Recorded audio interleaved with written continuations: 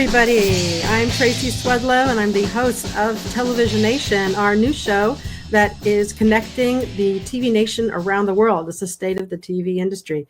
And I'm very excited to welcome Joe Caporoso, who is the SVP of Content and Brand Platform from a company called Whistle, which is a combination of other companies. And we're going to hear all about it. Joe, welcome to the show. Thank you for having me on today. Well, content is king, queen, jack, ace. It's everything right now because in the environment that we're in with COVID-19, there's no new content production going on, but we're all looking for new sources of incredible content. And what are we going to do with all these kids at home, who need to be entertained, educated? I mean, I'm keeping my 12-year-old daughter occupied with a lot of stuff, but she's looking around. So I'm excited to show her all of this content. So tell me, Joe, a little bit about yourself and where Whistle came from, please. Sure. So I've been at Whistle for about 7 years now. I joined when we were a much smaller company, only about, I think I was our 8th or 9th employee. Whistle gradually evolved from being a .com website and a TV show for children into being a YouTube MCN, and then into being more focused on building our own brand in the past few years and investing a lot more in our own original IP. And very generally, we are sports entertainment content in a brand safe, positive and uplifting way, geared predominantly towards young males, although we do have plenty of content and formats that appeals towards young females as well. We're a distributed media company, meaning that we're not focused on any owned .com or owned app that we push out everything through. We just work through a range of different social platforms, YouTube, Snapchat, Facebook, Instagram, Twitter, and also have a pretty robust social studio business where we make productions for different platforms like Quibi and other OTT providers, including our own OTT channel called Whistle TV, which recently launched. So that's sort of the big picture overview of how we structure and focus our content. And most of our storytelling is built to be a little more evergreen and focus on things that are going on adjacent to the world of sports, not as much hardcore stats, news, and analysis. So fortunately, in some ways, our content won't be disrupted all that much by live sports being canceled. It certainly will be to an extent, but we do have some creative workarounds hopefully in place. Well, that's a great roundup. I wanted to quickly, because we have lots of media to show here, but I wanted to quickly go to your website. So is all those brands, are they on your website? Are they, I'm gonna bring it up. Are they current? Yes, those are current. Okay. Yes, that's a good, those tiles provide an overview of all of our different franchises or shows that we build around. And I should have mentioned that in the past 6 months, we've acquired 2 companies. We acquired Vertical Networks and Newform.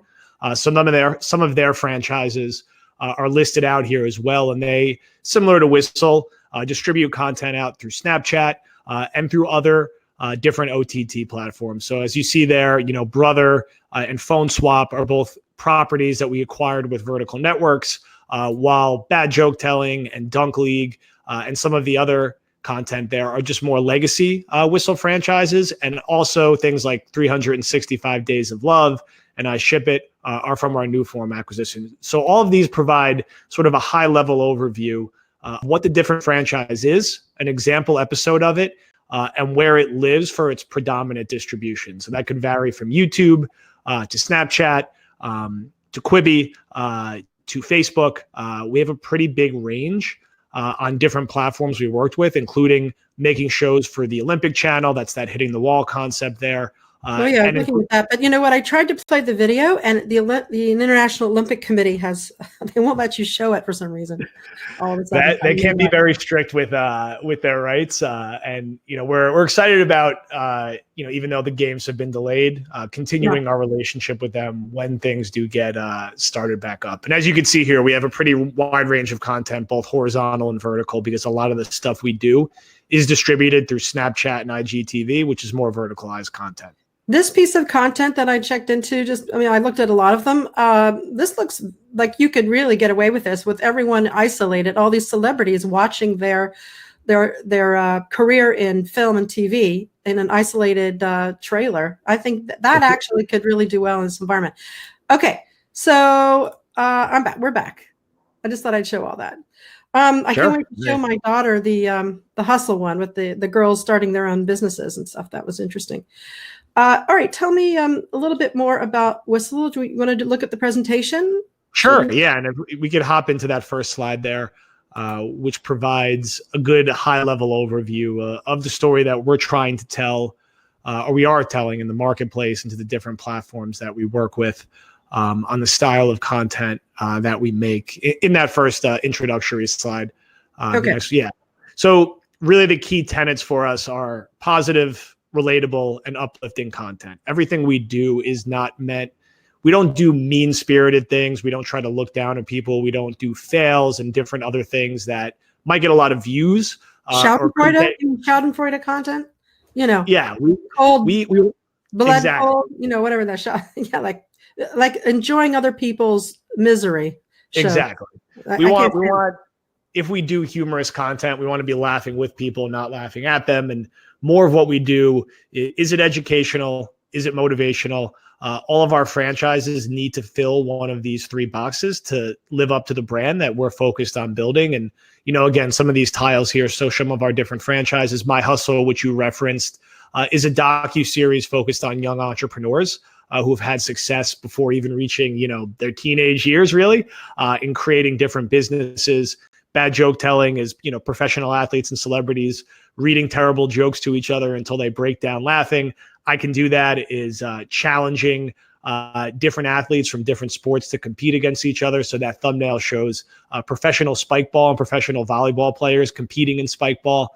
So we have a pretty wide range of different formats, again, that will check all of these different boxes for us. My husband loves content that where you've got these sportsmen trying the routines or the training styles of other types of sportsmen. He likes to watch a channel called Eddie the Beast Hall, who's a strong man. He's a strong man, and he tries like how to do bowling, or he tries how to do Navy SEAL training or whatever. I don't know all this stuff. Anyway. Yeah, one of the videos we actually did for I Can Do That, and we did this in partnership with USAA, is we took former NFL players like Vincent Jackson and AJ Hawk and had them spend a day going through military training to seeing if they could do it.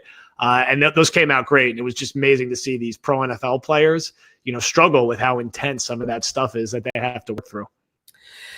Okay. Well, and before we go to the next slide, you said you just launched. How soon was that? I mean, some of these, it depends on the franchise. So we acquired Vertical Networks and Newform both in the past 6 months.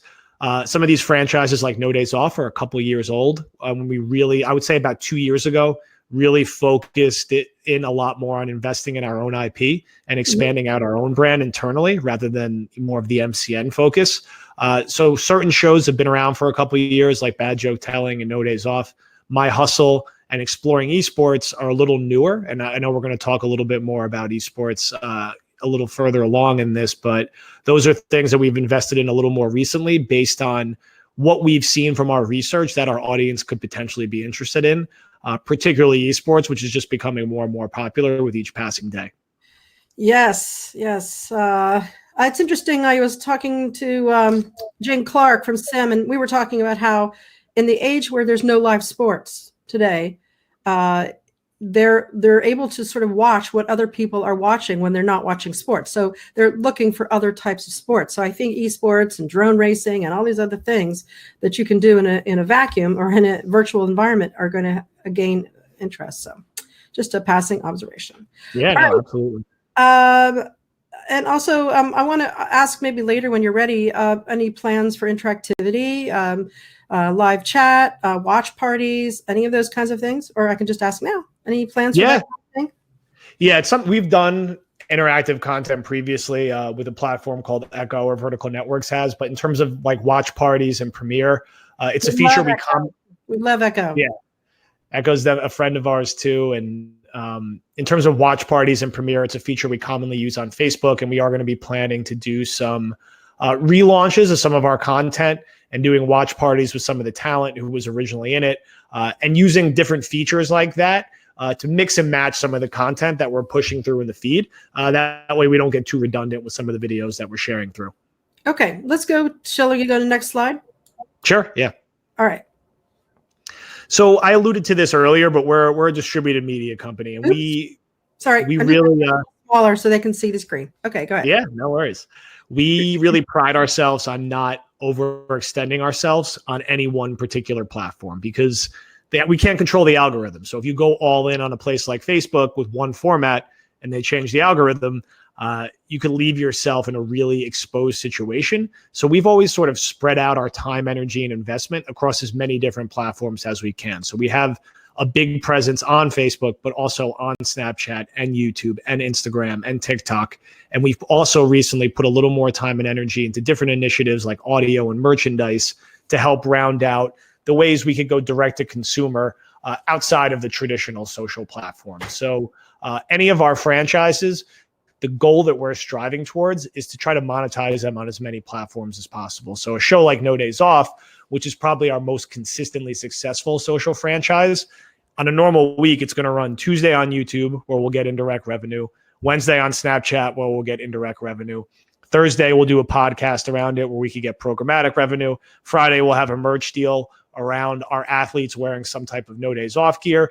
And then Saturday and Sunday, we'll put it on Facebook and IGTV where it could get further indirect revenue as well. So there's 4 to 5 different revenue streams for each franchise we're investing in. And the more platforms that it could work on, the easier it is for us to invest more in it. Are you doing any like super chat on YouTube, live stream super chat? We have experimented with a couple different live stream elements on YouTube. Most of our live streaming to date has been done through Facebook, but while we're in this sort of extended remote period, I wouldn't be surprised to see us experiment a little more with that on YouTube as well. And by the way, I was helping a bunch of students studying, TV production techniques, and they were all working on how to build content for TikTok. So if you want, I will send them your way. Send them through. We're always looking for new content on TikTok. A very interesting platform, to say the least. Yeah. Okay. One of the things that I alluded to earlier is us putting a little more focus into esports. And this is something that's just become gradually more popular, as we've all seen in recent months. So for us, that's been when we do a show like No Days Off, traditionally it might have just been about young football players, young basketball players, young baseball players. Actually, our 2 highest performing episodes of the past 6 months have been on young gamers. So we did an episode on Skeptic, who's a 15-year-old who's had a ton of success playing Fortnite. Got, I think, 5 or 6 million views on our YouTube channel. We also did another episode on Ewok, who's part of FaZe Clan, another teenager who had a really great story to tell. And that was right up there with Skeptic, with being our best performing episode in that franchise. So with that success, we've invested in a new show called Exploring Esports, which dives a little deeper into the world of what is going on in esports. And we follow these different gamers around to the different tournaments they compete in, see them interact with their fans and their friends, and how a lot of them are basically celebrities already before they're even 18 years old, thanks to playing esports. So we've done a mix of investing in our own franchises that are just solely built around esports, and also integrating esports athletes, because they are athletes now, into our more traditional franchises alongside other young athletes. Are they going to be able to do those? They're probably not going to be able to do those huge Fortnite events right now, right? Or can they do those in a distributed fashion? And if so, are you involved in all that? Do you know? I think we're going to see some creative workarounds happen, so some of these tournaments could continue. I think you'll see a lot of different things done remotely in the coming weeks, and it's definitely something we're talking to all the talent that we've worked with as we're trying to get them to give us sort of remote content from wherever they're situated, and we would have the ability to stream that content, let our audience react to it, and find different ways to package it, because people are hungry for any type of engagement, whether it's simulations of different sport games that they could react to or even gamble on in certain circumstances, or whether it's just these live streamers inviting people in to compete against them and watch them compete. There's definitely going to be a home and an audience for that stuff going forward. Okay, shall I go to the next slide? Yes, yeah. So I spoke to this earlier, but this is just an example slide of how we program our franchises in a multi-platform way. So this is actually an esports episode of No Days Off, the one I mentioned featuring Skeptic, who's the very popular teenage Fortnite player. And as you can see, This ran on our YouTube originally, where it had a lot of success. We took the vertical version of it, put it on Snapchat and IGTV, which is over to the right. And then over to the left is how it worked on places like Twitter and Instagram, where we were able to get him and his fans to engage with it. So that's 5 different platforms right there that we've been able to mobilize this on. We've also had him on our podcast for No Days Off. So that's actually a 6th one. And this is just more of a visual example of how we take a platform, take a franchise and put it on as many different platforms as possible. So I know you're not going to tell me, but I'm going to ask it. Like, what is your financial relationship with somebody like this, where you're splashing them all over the different platforms? They're giving you content. What's the deal? It varies. Honestly, it varies franchise to franchise. There's certain shows where we have an existing relationship and they are in our networks. We do still have a network of creators, and there's a revenue share based on the different platforms that we do. In certain circumstances, there's a one-off talent fee. And in certain circumstances, it's more that people are happy just to tell their story and get it out there to a wider audience. And then we have an opportunity to always work with them in different capacities down the road if certain platforms are commissioning shows to us. So it really does depend franchise to franchise and talent to talent. I'm lucky I don't have my dog here. My dog is normally in the room with me too. So I mean, we're all like working with our dogs. Anyway, no, these are the dogs from outside. I'm gonna have to shut the window. Now, before we go to the next slide, I mean, how are you finding your talent, or are they finding you? What's the dynamic? And in this environment we're in, do you want people to reach out to you? How do you find your talent? It's a mix of both. Sometimes we have people reach out to us to submit videos or say that they have a story they want to see us focus on telling. We also have an in-house talent team who does a lot of aggressive searching and outreach for people that we think fit well in our franchises and would fit well on our social media platforms. So it's a mix of both. We get, outreach back to us, and we also do proactive outreach for when we're making new shows through the different social media platforms on finding people that we think could fit well for us. Okay, because I would think in some ways putting a call out to the universe, you'd be flooded with all kinds of kids. I don't know. We've definitely seen in these coming weeks, it's a little easier to get people with availability to, want to partner on different projects. I think everyone is, looking for different creative ways to pass the time overall. So that's definitely been an impact of what we've seen over the past few weeks. Okay, I'm going to go to the next slide.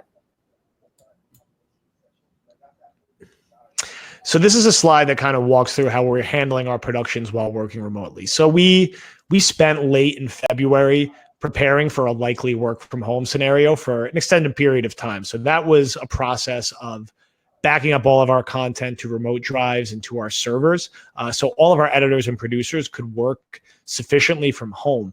Now, we're lucky that our productions generally run 6 to 8 weeks ahead, and a lot of the stories we tell are pretty evergreen, so they can run, whenever. So our first focus has been on editing all the content we shot already and keeping that on its normally scheduled program, while concurrently putting together remote production guides that we could send out to the different talent that we work with, so they have the ability to shoot their own content at home, send it to us digitally, and we can repackage it so we can keep these franchises going in a creative way. So something like No Days Off, these athletes are still training. They still have stories to tell. We're just going to find different ways in post-production to package their stories for the new episodes we're making when we're not putting our production team out in the field. And then on top of that, just an increased focus on user-generated content and how we curate that and how we push that out, stuff that you don't need to leave the house for. So people doing these different house hoops challenges or safe hands challenges, taking those videos and aggregating them and editing them together in a creative way, while also using other formats like text stories, which are basically simulated text conversations between famous people, and doing more of those because, again, we could do those all remotely without having to go out into the production field. What about doing content with a whole bunch of people on Zoom or some platform that you're using, or you could use this platform where, you have. Well, yeah, one of our formats, bad joke telling, which I mentioned before, is usually just 2 people in person telling jokes until one of them laughs. We actually have set up a template to do that through Zoom, and we're going to start releasing episodes of that in the coming weeks, where our talent will just dial in remotely and sort of have the split screen on Zoom and talk to each other and engage in that way. I love it. why not reach out to some comedians? I mean, that'd be hilarious. We'll be reaching out to everyone. And what's fun about bad joke telling is we've done it with professional NFL players, professional MLB players, but also different actors and musicians. We did an episode with the cast of Crazy Rich Asians a few months back. We've done episodes with Kyrie Irving and Nick Kroll before the Uncle Drew movie came out. So we've done a pretty big range there, and we're going to keep trying to do that. Remember that old comedians telling the worst joke or something? And it was it'd be funny to get them all back there, but that's not. It's like dirty jokes, so maybe not. Maybe not. We got to still find the brand safe way to go about doing this stuff. All right, here we go. All right. So this is some of the timely content examples that I mentioned. So World Health Organization has pushed out a Safe Hands Challenge. So this is one of our internal employees doing his own take on that we ran on TikTok. And this got a few 100,000 views for us and a bunch of comments. And we actually repackaged this and ran this on Instagram and Twitter too. And we're working closely with different organizations like that as they release different hashtags to make our own videos to participate in these type of challenges. So whether it's this or the bracket challenge that's in the next slide, which is different people sending us their trick shots, and we have different people vote on them in a bracket style challenge to help fill the gap of March Madness. We're just trying to come up with creative evergreen ways to keep people engaging and competing within sports content. Okay. And this is our format of bad joke telling, which I talked about, which we're going to still do through Zoom. And we've done a ton of these episodes, football, baseball, basketball, actors, musicians. We're going to do a whole nother round of outreach now because we're confident that we can execute this concept pretty well remotely to the point where you're not going to notice that big of a difference. It's going to be clear they're not in the same room, of course, but there's still a way to get the primary effect of this show, which is the relatability of watching celebrities, break down and laugh at really terrible jokes. So we're excited about this one in particular to do a remote version of this. I want to see little kids, who tell jokes. Little kids, they do it on their own, right? Yeah. So ironically, the first one we're going to shoot of this is with a group called That's Amazing, which is a bunch of kids aged, I think, 4 to 14. And they do a ton of trick shots. They're partners within our network. And they previously did an episode for us on YouTube that got, I think, 1.3 million views. So we're reaching back out to them to do another remote version of this because it's just, as you said, it's very funny watching, kids of that age tell these bad jokes to each other. Sometimes they can't even, speak a clear sentence, right? It's really funny. Okay. I guess we're done with the presentation, right? Yeah. We're actually through pretty well there. Time here, so much more to talk about. And here we are. We have some videos. Is there any videos that you want to show here? Sure. If we want to give a little tease of what, some of our different franchises that I talked about, kind of look like when they're live, happy to kind of, point to one or two of these examples that we have queued up on the video side. We've got eSports No Days Off, athlete versus gamer branded video, recent No Days Off, and bad joke telling. Why don't we start with bad joke telling since we just wrapped on talking about that in the presentation. All right, you ready? If you want, you can close off your video icon so it'll play full screen. Ready? Cool. Okay. Unless you want to talk. No, so this is an example of the football version we did. That's Patrick Mahomes and Mitchell Trubisky going head-to-head against each other. See some of these reactions here. Jokes that they have.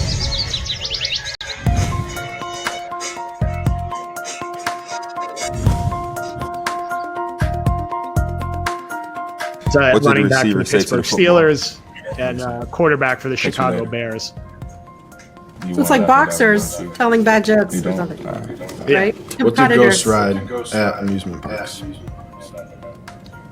And in these different videos, there's like 3 or 4 different matchups. And I'm not buying it. What do you do with sick kangaroos? What do you do with them? Give them a operation. I think you can see just very, very intentionally bad jokes. Until one of them breaks and laughs. How do snails fight? Tell me. They slug it out.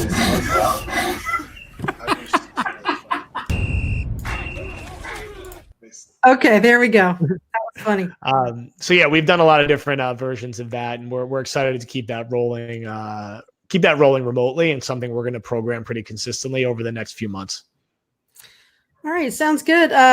You've talked about various things that are coming out. Is there anything, can you hint to anything else you haven't mentioned? Something that is going to be newsworthy?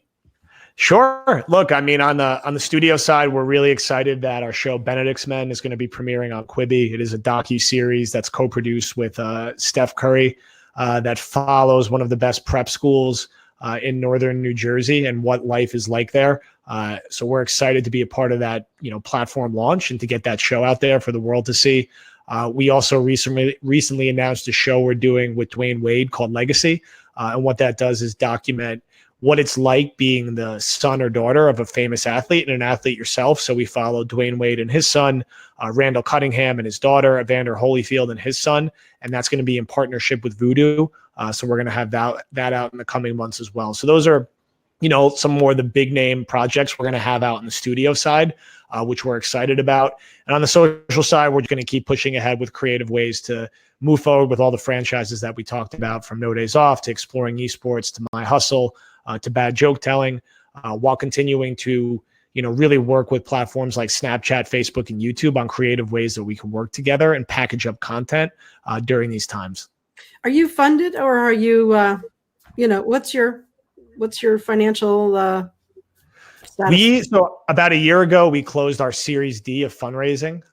We obviously, since the 2 acquisitions, have increased what our company overall revenue is. But that was our last round of fundraising, and we've been very encouraged by how we've been able to scale, not just on the branded content side, but on the studio side. And it's, again, I've been here for 7 years. Whistle's been around for 9-10 years, and it's not easy as a media company to stay around that long with the current ecosystem. So that's a credit to our founders and our president and our CEO. It's been a really good, sustainable thing. And like I said, I was one of our first 10 employees, and we're up around 100 employees now across 3 different offices in New York, LA, and London. So our hope is to stay creative in these next few months and then continue to build. Do you see yourself getting acquired anytime soon? I can't predict. I know you on stock. I can't. Or your share, your investing, whatever. I can't predict the future. I think right now our only focus is to just get our brand out there, and as much as we can in a creative way. I think every option is on the table for us, long term as a company. And right now our goal is to just expand our audience and increase our revenue and do what all these other media companies have tried to do and build from there. Newform used to participate in our shows until you acquired them. Maybe you guys will participate in our next conferences as Whistle. I think we worked with you guys several years ago when you first started. I remember that. Just on a personal note, I'm kind of curious, is Kathleen Grace still there? She's still working? Kathleen Grace, she is no longer actively with the company. I know she's working on a couple different projects. So that is, that's the state of that. Everybody wants to, start something new, maybe. All right, I think this is a great time to wrap it up. I really appreciate it. I'm excited about the fact that you guys are nimble, and you've got all these great formats. In some ways, I think you're well positioned for this environment that we're in.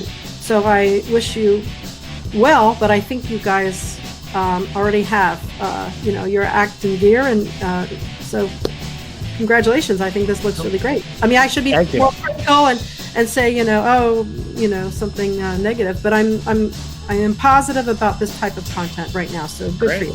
Good for you. Thank you. Thank you for having us. Thank you. Again, my name is Tracy Swedlow. I'm the host of Televisionation. You're all welcome to contact me if you'd like to be on this show.